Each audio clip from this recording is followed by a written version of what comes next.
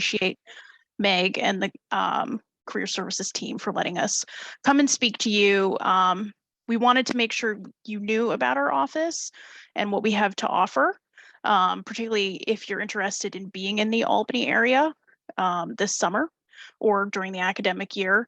So the Attorney General's office, I'm just going to give you a little overview, and then I'm going to let you hear from Diane and Christina, and they're going to share a little bit about their careers at the Attorney General's office, as well as what they do as it relates to students, because they both are student supervisors. And then, as Meg mentioned, Diane is our AG Fellowship Program Coordinator.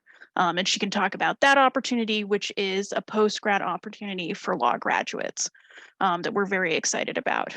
So the Attorney General's office is a statewide agency. The Attorney General is an elected official. She's elected every 4 years, what the position is. And so AG James was reelected at the end of 2020 for another 4-year term.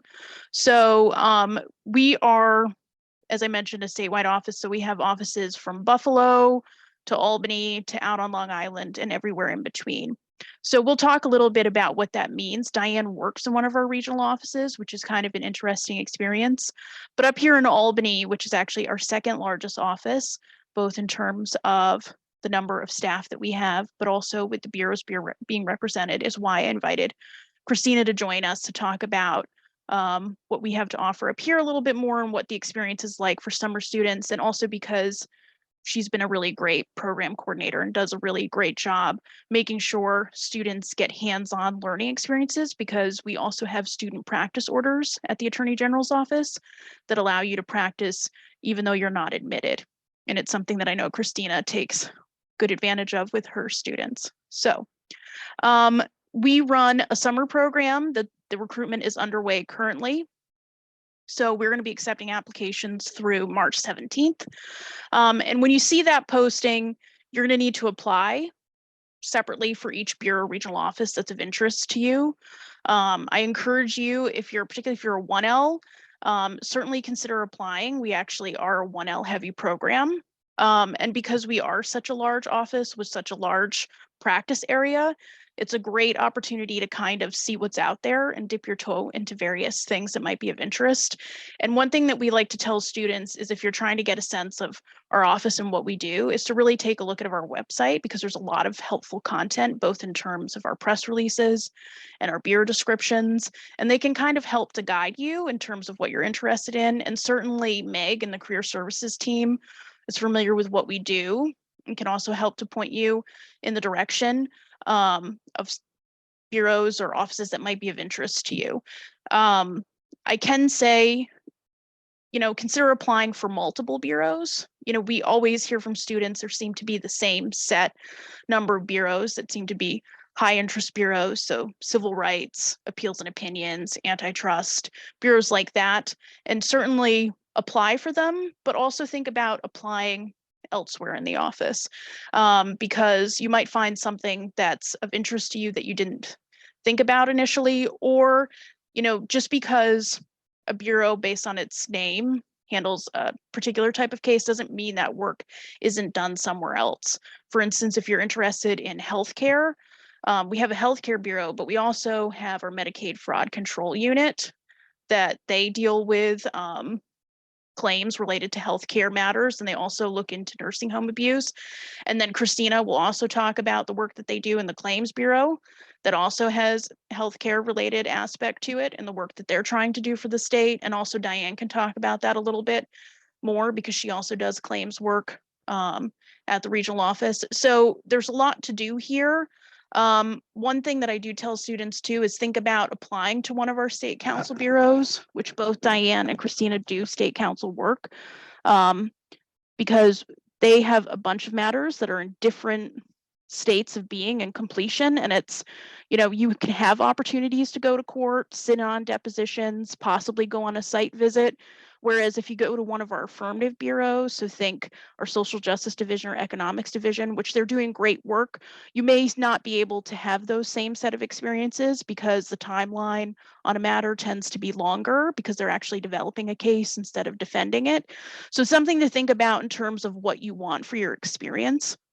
Diane will go in more about our fellowship program, but that is something that we launched in 2021, and we have our first cohort that's on board currently. They started in the fall of 2022, but that's an entry-level program for law graduates. So the goal is to give you the training to help you be a successful public interest attorney. And at the end of your 2-year fellowship, you would get priority consideration for attorney position with the office. So it's a way to provide that pathway into our office, because prior to that, we didn't have a lot of entry-level opportunities for recent grads. Most of our postings required a minimum of 2 years of experience. And so Diane is doing a really great job helping to facilitate and coordinate the experience for our fellows. So they're not just getting the experience in their bureau, but also Diane's working to coordinate other training opportunities, and she'll talk about that in more detail. If you decide not to apply in the summer, also think about us for the academic year, particularly since you're likely going to be based in Albany. So we have part-time placements that are paid, as well as externships for academic credit. I know Christina's bureau takes students during the fall and the spring semesters, as well as a number of our other bureaus do. So that's also something to think about. So maybe you already have something lined up for the summer, but you're interested in us, keep us in mind for the fall and the spring. And I'm happy to take some more specific questions if you have them as we go along. But I want to make sure that you get enough time to talk to and hear from Christina and Diane, because they're a lot more interesting than I am, since they're actually practicing on behalf of the office. So I'm going to start off with Christina. Christina, can you talk a little bit about what you do, kind of demystify claims a little bit? What does a day, week, month look like for you? I sure can. And just to kind of piggyback off what Abby said about the bureaus identifying names, titles, kind of being a little bit maybe not completely accurately describing what they do. Here's a perfect example. My bureau is entitled Claims, and our sister bureau is entitled Litigation. And so you'll often see a lot of students wanting litigation experience and therefore applying to litigation. But in fact, claims and litigation, we litigate the exact same amount of cases, really. The difference is in the litigation bureau, they litigate in federal court, and mostly federal court, with I think a small Article 78 practice in Supreme Court. And in our bureau, we mostly litigate in the Court of Claims with a small Supreme Court practice. So we really, in fact, handle the same types of cases, the same parts of the litigation process, but just really in different courts. So I encourage you, if you have a question about what a particular bureau does, you should reach out to somebody at your law school. I have connections all around that school. I'm happy for any of those connections to give me a ring, find me on LinkedIn, shoot me a message on LinkedIn. I'm happy to kind of demystify the titles of the bureau so that your path can be better directed, because really that's our goal here. I always share with people, we don't really, this isn't a part of our job in the sense that it's a part of our job function or job duties. This is a volunteer position, and we all, Diane, Abby, and I, well, not to Abby, this is her job, but people like Diane and Abby, or excuse me, me and Diane, we volunteer because we want to give back in the sense that we found a real benefit in our lives and in our practice to the opportunities that were given to us kind of when we were coming up as young lawyers. And it's our, we feel it's our duty to kind of give back to that process. So I'm happy to speak to anybody. If you have any questions and you want me to help you demystify the titles of each of the bureau, just reach out or ask somebody at your school to reach out to me. As far as what I do, I'm a litigator. From soup to nuts, A through Z, a case comes in, we answer it, and we take it all the way through decision as far as what the judge decided to do. Meaning, did the judge decide that New York State was liable or an individual was liable for whatever tort the prosecutor or the plaintiff or the claimant decided to file against the defendant. And our defendants could be agencies such as the New York State Police, or it could be individuals such as specific troopers that were named. So it's really fun. It's 100% intense in the sense that we are in the courtroom all the time, and that is where our job begins and ends. So experiences such as trials, hearings, court conferences, depositions, all of those things kind of happen throughout the course of our internship and claims. As Abby mentioned, we do have a practice order. We're lucky enough to get one and obtain one for our students. So because I am the main supervisor, I work hand in glove with our interns. You'll see that wherever I go, you will end up going, because I really want the interns to leave knowing what it's like to practice law in our Capital Region community. My colleague, Doug Kemp, who works with me, he kind of, and makes sure that the reading and writing kind of requirement that we have for our internship is that box is ticked as well. So we do have kind of competing interests. I usually tend to win because I really think the best way to learn is to see and to do. So you will leave with a writing sample. I promise you that. No student has ever left without one, but the majority of your time will be spent learning and doing. And if you proven to me that you are capable and are interested and are able to follow direction and all of those kind of great things that I need to ensure before I can allow you to go on the record, you will in fact have an opportunity to be on the record. Last semester, a student was able to handle, I think it was like 16 pro se trial term cases. So he did a lot of work with that, and he was able to do that and work with Judge McCarthy, and it was just wonderful. So I'll kick this back, because I can go on for forever. I'll kick this back to Abby and Diane. As a parting, I'm sure I'll talk to you before we leave this meeting, but as a parting farewell, again, I'm happy to speak with anybody at any time. You will not be bothering me. It's part of what I like to do. I like to talk to students. I like to help students. So reach out to me on LinkedIn or directly through my work email, and I'll help you in any way I can. Okay? Great. Thank you, Christina. You can tell one reason why I asked Christina to join us, because she's very excited and enthusiastic about her office and also working with students. So she's a great advocate for our programs, but also Diane McCullough. So Diane and I have been working together for years, as have Christina and I, but Diane also has the added responsibility of being our program coordinator for our fellowship. So we work together quite a lot to develop this program. And I think Diane's work is interesting because she works in a regional office. So Diane, can you, in addition to talking about what your work looks like in the regional office, talk about what makes a regional office unique and special?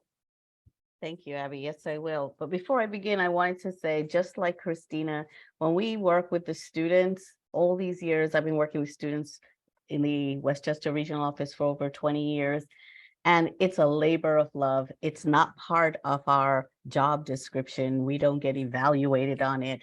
We don't get extra, pay to do it. It's really a labor of love. We love giving back to the students and helping them develop their legal careers and legal skills.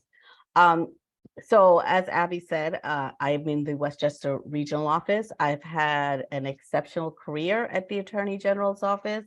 I've been an assistant attorney general for over 32 years. And I've had the honor of working with 8 attorney generals. And now for this second term for Letitia James, which is so exciting to me.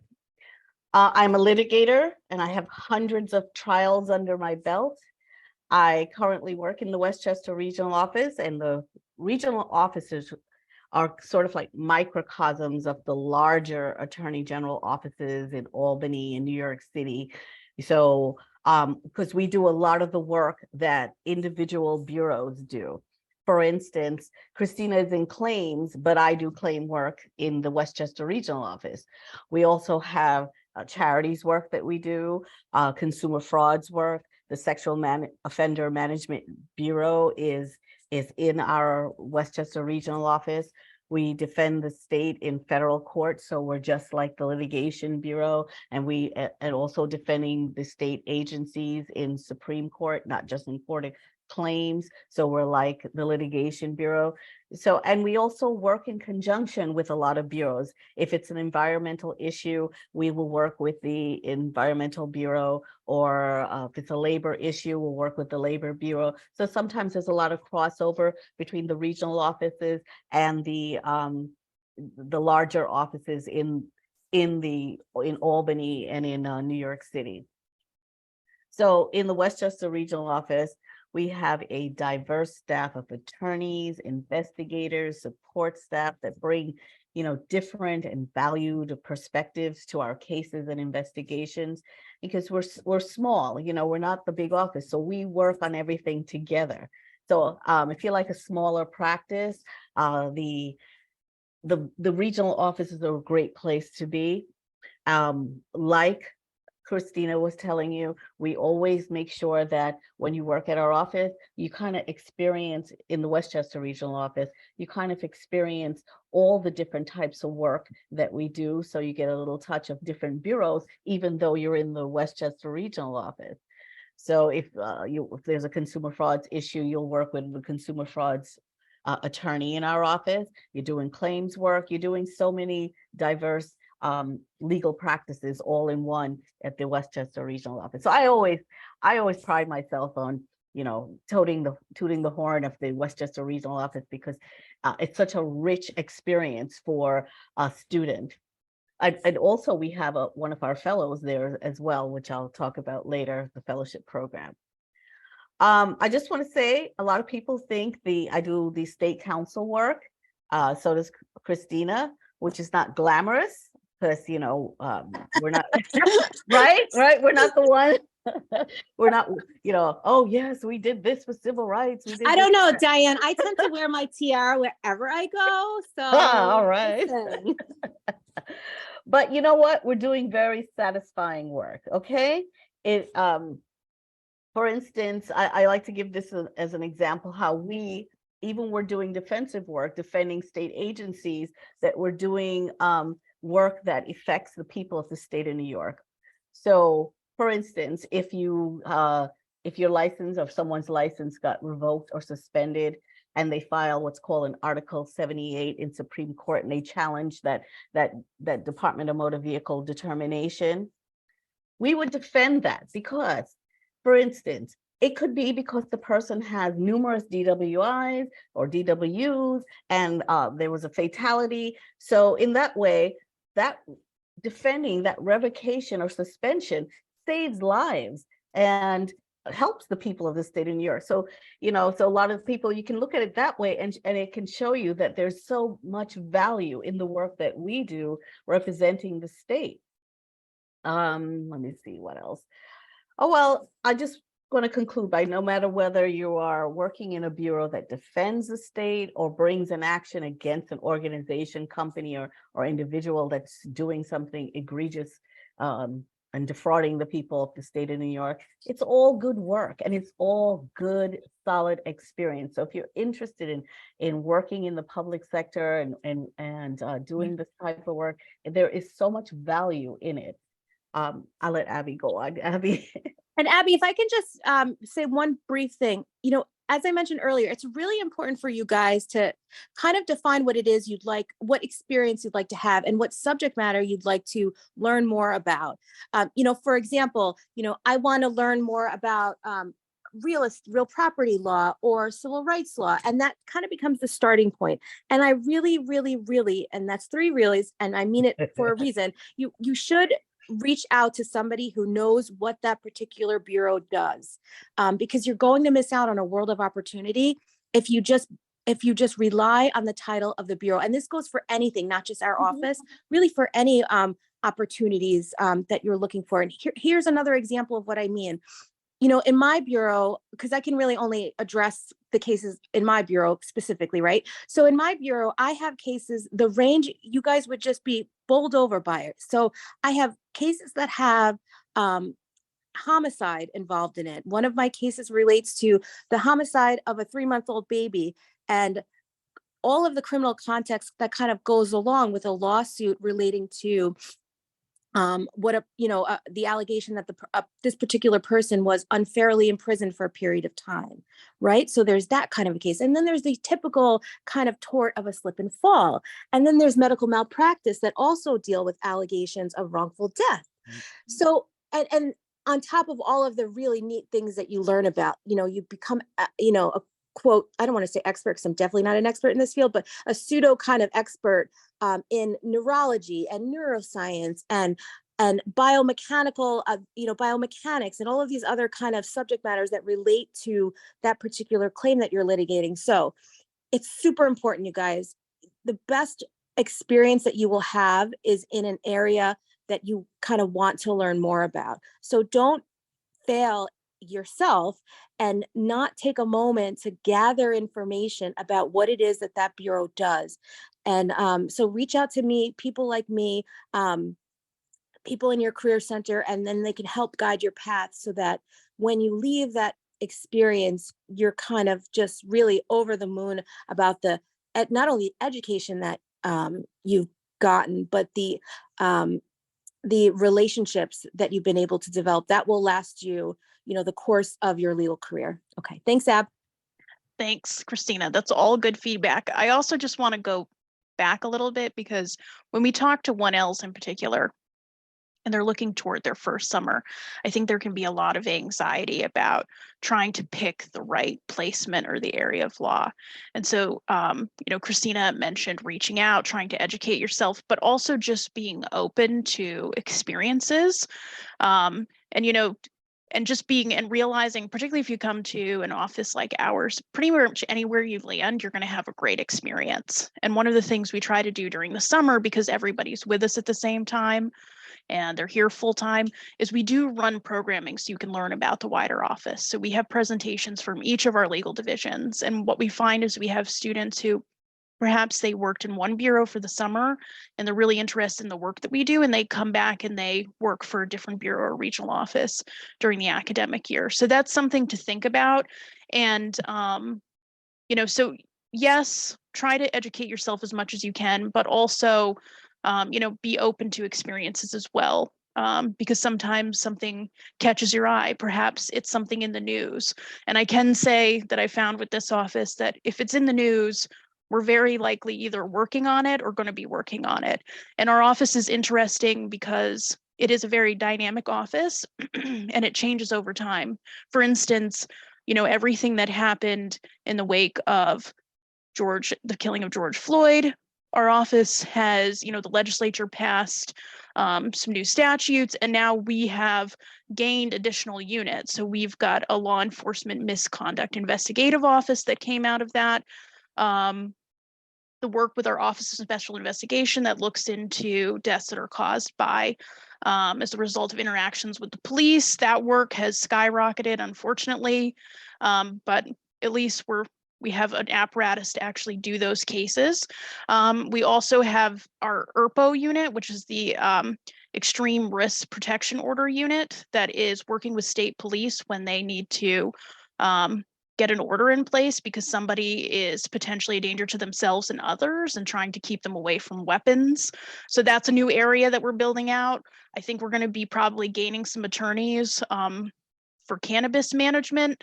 So, it's a living, breathing organization, and I think that makes it really interesting. One of the many things that makes it interesting to work here, in addition to the fact that you're surrounded by a lot of people who are mission driven, and I'll get off my soapbox in a minute because I want you to hear from Diane and Christina, but sometimes when you're thinking about your career, it's really important to think about motivators. So what motivates you to want to do this work and have that help you? So instead of really getting hyper focused on a specific area, what do you want to do? Are you really motivated by public service? Okay, so let that be the theme that guides you down a certain path. So, many people who come to this office, they want quality work. They want to know that they're helping people versus making, a ton of money. Now you can make a decent salary here. Our salaries just went up. But be aware of what your motivators are and have that help you. And as you can see, you'll be surrounded by colleagues like Diane and Christina, who in addition to working a bunch, still see this as part of their professional responsibility, is giving back in this way. And that's something that, at least for me, is important, and I know is important for both of them in a place that they work. So something to think about. So important. It's so important to people like Diane and I, and really everybody else in the Bureau. We really take our duty to the next generation of attorneys very seriously. And, starting from the top down, Tish supports all of these programs, really kind of made sure that during the COVID period, we didn't have to drop the program. We continued. Our intern that was with us when COVID hit, she stayed with us and finished her program out, and then worked on opportunities to get the interns back into the office. So you'll see everybody that surrounds you is really endeavoring to make sure this is a place that you're going to not only leave and be so grateful that you were here, but have learned so much and built wonderful, wonderful connections. Sorry, Ab. Sorry. So I want to make sure we stay on time and leave time for questions. So I'm going to do a little bit of a lightning round. So the first part of it is, Christina, Diane, what do you look for in applicants? Like, what can people do to make sure their applications stand out in 2 to 3 minutes? And then Diane, I'd like to pivot on if you can give like a 2-minute overview of the fellowship program, if you don't mind. Okay, I'll go quickly and just name some of the things that stand out to me when I'm looking over an application. I like to see what the student has done, such as a previous externship or internship, and participated in activities such as law review or moot court. But I don't want this to discourage first years, because I don't expect you to have a lot of previous work experience. But I mean, I might find it interesting if you did some sort of volunteer work. So you never know what's going to spark my interest when looking at your resume and your application material. We do look at cover letters. So cover letters are important because it's our opportunity to meet you. It's our first opportunity to meet you, and it's your first opportunity to introduce yourself and highlight what you think is interesting and unique about you. Because if you think it's unique and interesting about you, I may think that as well. So, work on your cover letter and introduce yourself through your cover letter, and make sure that you proofread, please, that you proofread your cover letter carefully for typos and grammatical errors. I want you to ask someone to review your material and to give you feedback. And that could be, a professor, a friend, or even better still, your career development office.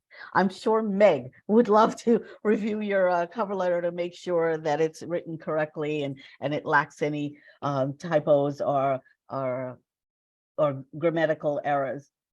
Sorry to put you on the spot, Meg. Fine. I know I think it's important that you know your writing sample, because I'm going to ask you about it at the interview. And students often come to an interview unprepared, and they don't know what writing sample they submitted. So if you're going to submit something in your application, make sure that you know what it is. Make sure you know which writing sample you provided to which potential employer, and be able to talk about that writing sample. And I'm just going to say one quickly, because I know that Christina wants to go, but be prepared to ask the interviewer questions. This is also your opportunity to get to know the interviewer and to make sure that this internship is the right place for you. So be prepared to ask the interviewer questions as well, if you're asked to do that. So those are my tips. Should I move on to Christina, Abby? Yeah, Christina, do you have anything to add? Diane, Diane and I are like peanut butter and jelly as far as, this program. So she hit it all. All I would say is just be prepared. I will tell you, almost always a student will not be offered a second interview or the potential of a position during the interview when they say, what do you guys do there? Or what kind of is your bureau like? We expect people to, like I said, kind of do a little research and have an interest, an investment in making that application. It's important to them because it's important to us. So while we don't expect you to know every single thing that we do, the information that you can glean, even from the website, should be something that you've reviewed prior to interviewing with us. Great, thank you. And these all sound like common sense items, but they happen every recruiting cycle. Every recruiting cycle, we receive applications that are addressed to the wrong organization. We have students, I review the interview evaluations, and I can't tell you how many times I see students who they couldn't really articulate in depth about their writing sample. I mean, that's an issue. So I know you're applying to a lot of different potentially positions. Come up with a system to keep track of things so you don't run into these pitfalls. So if you really want to be here, you really set yourself up to be successful. Diane. Abby, I do have one other thing just to let them know, and Sure. I think this is good news that the Attorney General's office no longer asks for your transcripts. Thank So you. we're not evaluating you on grades and so forth. We're looking at a holistic view of the person. This levels the playing fields for everyone to come in and eliminates biases as far as law schools and so forth, that we're all just looking at the person that's in front of us. Okay. So isn't that good news? Thanks for that reminder, Diane. That was a good plug. Now, do you want to give a quick elevator pitch on the fellowship program? And then I hope we'll have about 10 or so minutes for questions. All right, I'll do this really quickly. Tell me if I'm going too fast. Okay.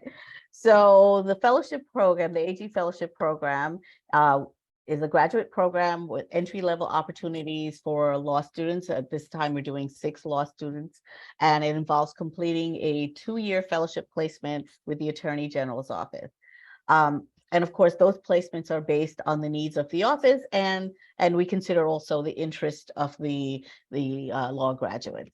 The fellows will receive training, supervision, experience needed to successfully complete their fellowship and in advancing their career. And as Abby mentioned earlier, upon successful completion of the program, the fellows will receive preferential consideration for available Assistant Attorney General jobs within the Attorney General's office.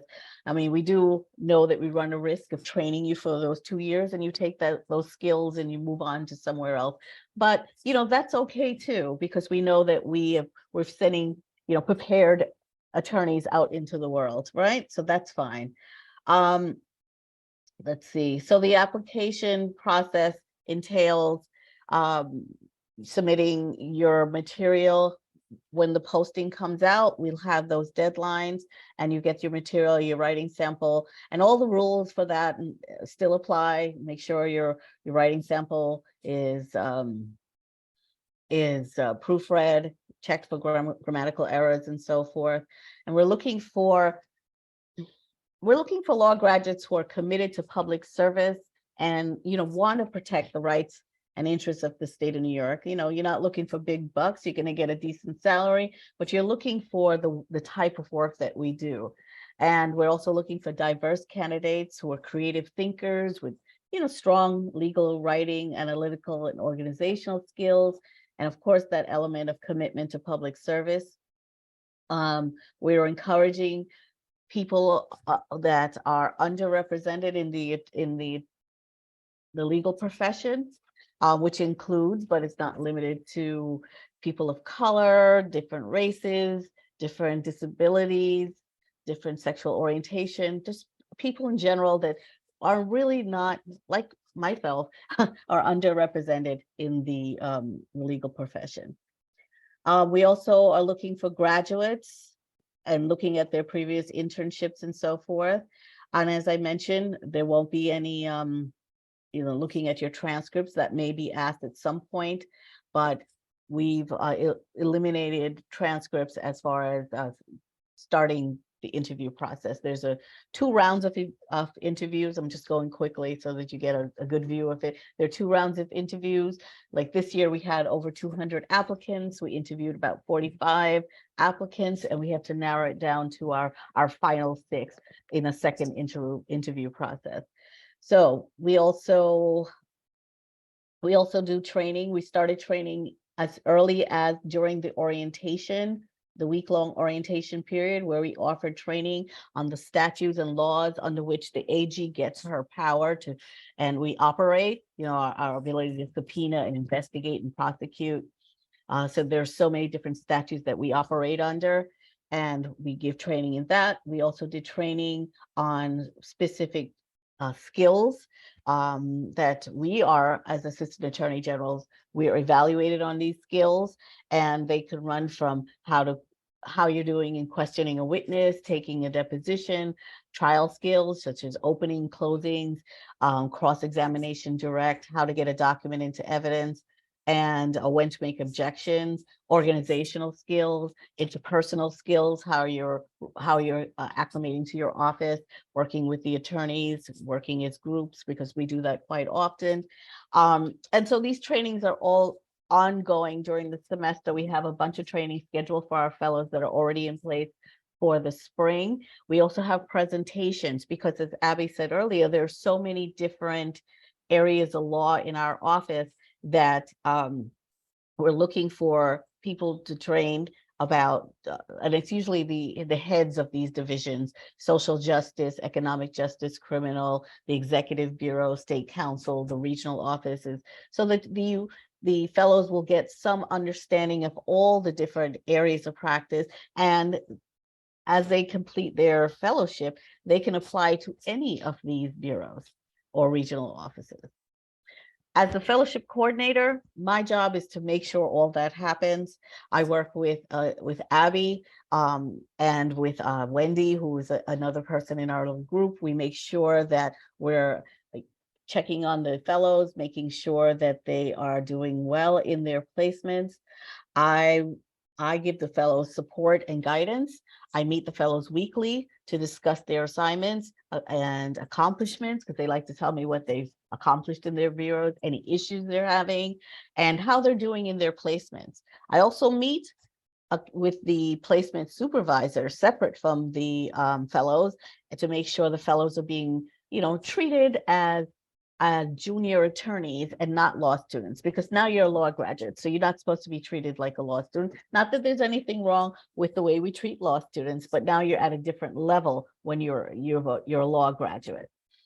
And just to make sure they're adjusting to the work of the office. And I just want to let you know that all our placement supervisors, they are volunteering as well to be that placement supervisor. And they're all skilled practitioners, they're knowledgeable, and they're dedicated to the program and to the success of the fellows themselves. So I think that's it. Did I say everything? Abby, do you have anything? Yes, Diane, thank you. Yes. I just also want to reiterate something that's been coming up. We have a lot of fellowship applicants who apply because they have a specific interest, which is great, right? You want to do civil rights law. Just know with this fellowship, we place students based on finding bureaus that have the bandwidth to provide you with a good experience, as Diane indicated. So the motivator for doing our program is because you want to learn how to be a public service attorney and get those core skills. And should be less wanting to do a particular area, because once you get those core foundational skills, you can pretty much go and practice anywhere. That's what the goal of our program is. Perhaps you'll end up in your first choice bureau just by the way things work, but just know that that's not, significant to our decision making. It's about making sure we find placements that provide you with the best experience. So that's something that I just wanted to let people know. It looks like we've had some questions. One that I see recently is, we are offering 2 format options for our summer program, either remote or hybrid. And if you go look at our posting, you'll be able to see, based on the bureau, what type of format they're offering. So with the hybrid students, we hope to be able to let students come into our office for at least 2 days a week. It's going to depend on a couple factors. We'll have more information as we get closer to the start of the summer program on that, but also we have remote opportunities. So perhaps, you were interested in what Diane had to offer. I believe Westchester is offering both remote and hybrid placements for the summer. So something to think about. Christina already answered this a little bit, but yes, each bureau takes a certain number of students, and it's really based on do they have quality work? Do they have quality supervision? So we don't want to, have 10 students in a bureau that doesn't have the supervision or the work to make it a worthwhile experience, because there's a give and take there. Like, you come here, you're doing some work for us, but we also want to give you a quality professional development experience. So it depends.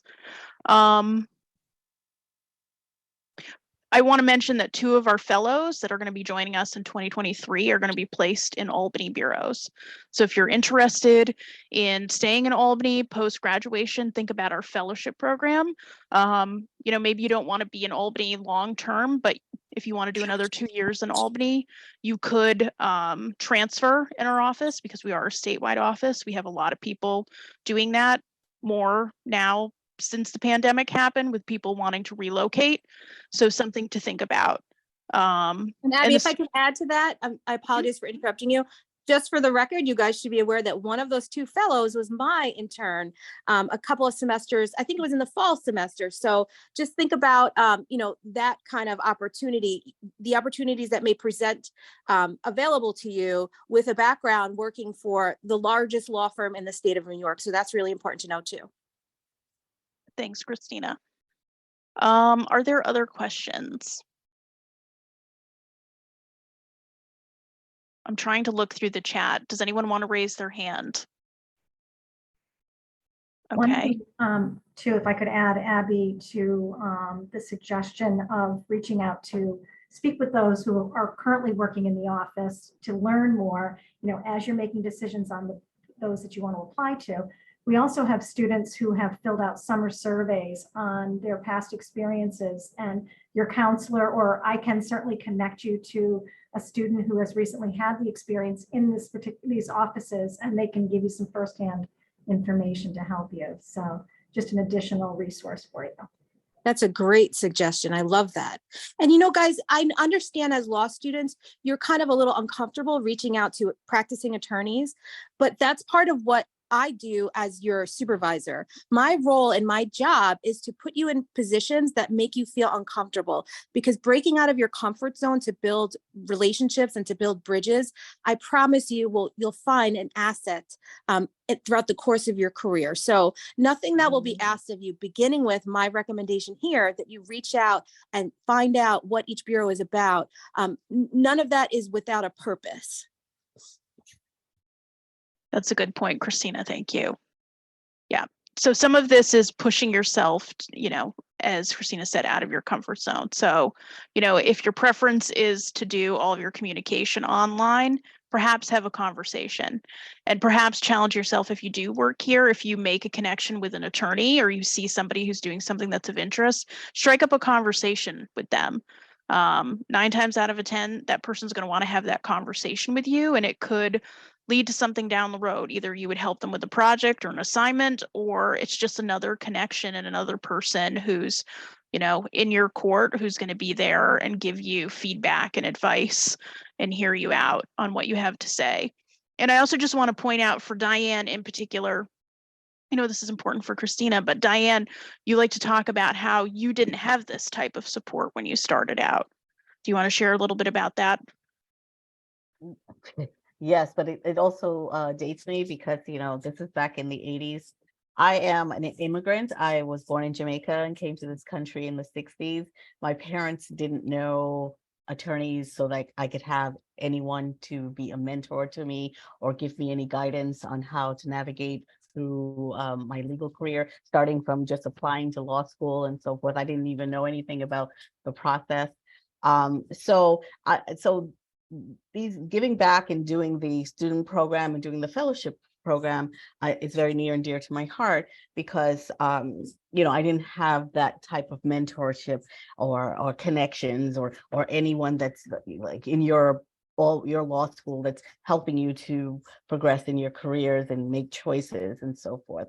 So I want you all to take advantage of these situations. If you have an opportunity to speak to attorneys love to talk. So ask questions of attorneys in any of the placements you go to, any internships, even within our Attorney General's office, outside the Attorney General's office. Always get an attorney talking about their journey, because it could be useful to you in making decisions in your own life.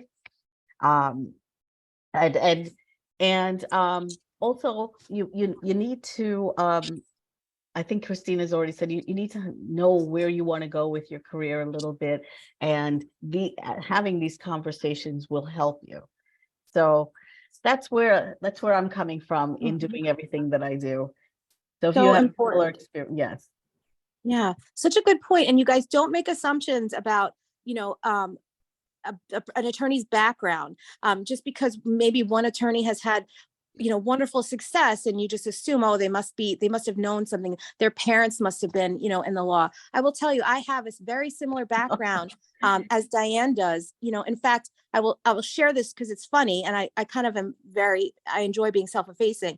My first few weeks in law school, I thought the J in front of the judge's last name was their first name. So I actually raised my hand and said, excuse me, professor, don't you think it's odd that all of these judges must have the same, all of their names start with the same letter, J? And of course that I became the laughing stock of my class, but I had no idea because I didn't know anything about the law. I didn't know anybody who was in the law. So, and, you know, I also have you know, a more personal kind of background that may sound familiar to some of you. So reach out to us.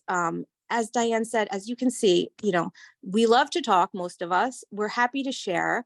And people like Diane and I really recognize the value of our role in kind of helping you guys become successful and really take it very seriously, and are happy to devote sometimes on particular weeks more time to you and to your program and to your development than we do to our own cases.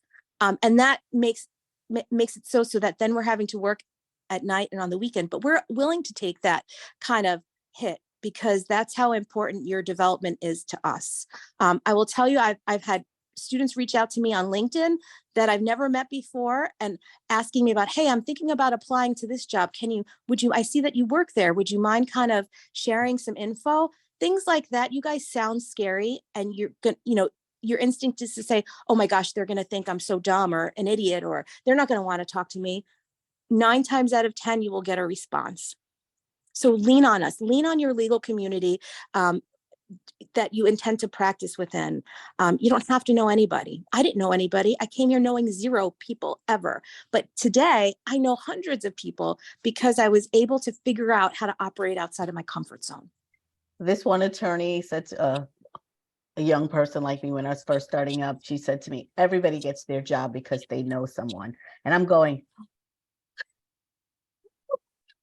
you know, Yeah. my parents know.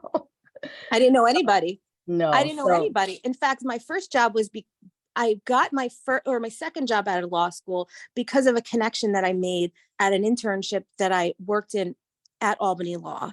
And the position that I got here at OAG, when I first started here, I didn't know anybody. So I reached out to an ALS connection who connected me with a person who worked in my bureau.